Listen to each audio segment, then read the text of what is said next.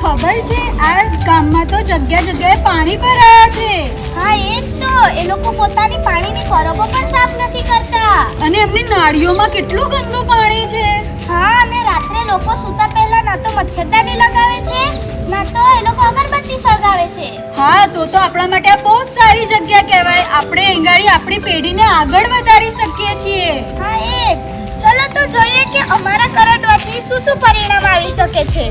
તીવ્રતા મમ્મી, ઓ મમ્મી, મને બહુ ઠંડી લાગી રહી છે.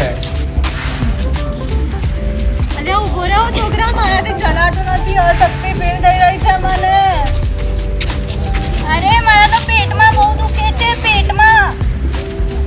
અરે મને સાંધામાં દુખાવો જોવા મળે છે, સાંધામાં. અરે માથામાં બહુ દુખે છે, માથામાં.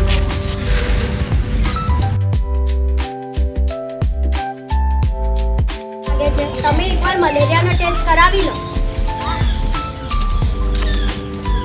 મલેરિયાનો ટેસ્ટ પોઝિટિવ આવે છે. તમારી છોકરીને તો મલેરિયા થયો છે.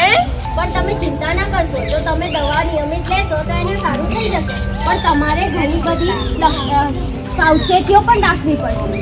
અમારા ગામમાં તો આવું બહુ બધાને થાય છે, તો તમે કહેશો એના માટે શું કરવાનું? મલેરિયાથી બચવા માટે તમે તમારા ઘરમાં રાત્રે સૂતા સમયે મચ્છરદાનીનો ઉપયોગ કરી શકો છો, કે તમને મચ્છર ના કરડે એવી કોઈ ક્રીમ જાણે કે ઓડોમોસ વાપરી શકો છો, આખી બાઈના કપડાં પહેરી શકો છો, તમારી આજુબાજુ સાફ સફાઈ રાખી શકો છો, આજુબાજુ ક્યાંક ખાડા ખાબોચિયા હોય એમાં પાણી ના ભરાય એનું ધ્યાન રાખી શકો છો, અગરબત્તી સળગાવી શકો છો, લીમડાના પત્તાનો ધુમાડો કરી શકો છો, જેનાથી તમે મલેરિયાથી બચી શકો છો.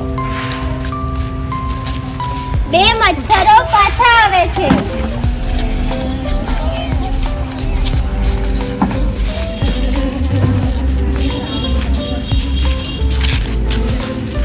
અરે હવે આ લોકોને તો ખબર પડી ગઈ છે કે આપણે મચ્છરદાની લગાવવાથી અને અગરબત્તી કે ધૂપ સળગાવવાથી આપણે સફેદ થઈ શકીએ છીએ. હા એ જ તો, આ લોકોને તો હવે જાગૃતતા આવી ગઈ. તો હવે આપણું અહીંગાડી કઈ કામ નથી. હવે આપણે જઈશું બીજે ગામમાં.